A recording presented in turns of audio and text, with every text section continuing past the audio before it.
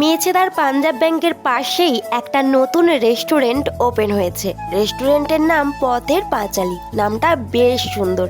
এই পথের পাঁচালী নামটা শুনে ক্লাস 8-এর কথা মনে পড়ে গেল।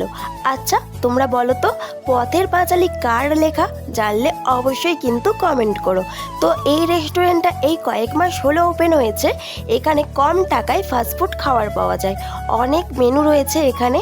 আমি এখানে অর্ডার করেছিলাম এগ চাউমিন আর চিকেন পকোড়া। সত্যি কথা বলতে এখানে এসে আমার ক্লাস 8-9-এর কথা ভীষণ মনে পড়ছিল এই পকোড়াগুলো দেখে। আমার কিছু স্কুল ফ্রেন্ড ছিল, আমরা সবাই একসাথে টিউশন পড়তে যেতাম।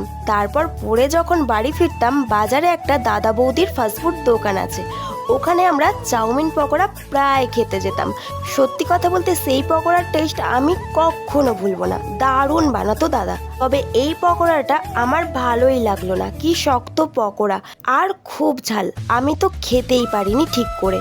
তবে চাউমিনটা ভালো ছিল, তেলটা একটু কম দিলে আরও ভালো লাগতো। তোমরা কারা খেয়েছো এই রেস্টুরেন্টের খাবার অবশ্যই কিন্তু কমেন্ট করে জানিও তোমাদের কেমন লেগেছিল। আর আমার প্রচণ্ড ঠান্ডা লেগে গেছে, তাই গলার অবস্থা খুব খারাপ। তোমরা একটু কষ্ট করে আমার ভয়েসটা সহ্য করে নিও। তো চলো আজকের মতো আসি, দেখা হবে অন্য কোনো ভিডিওতে।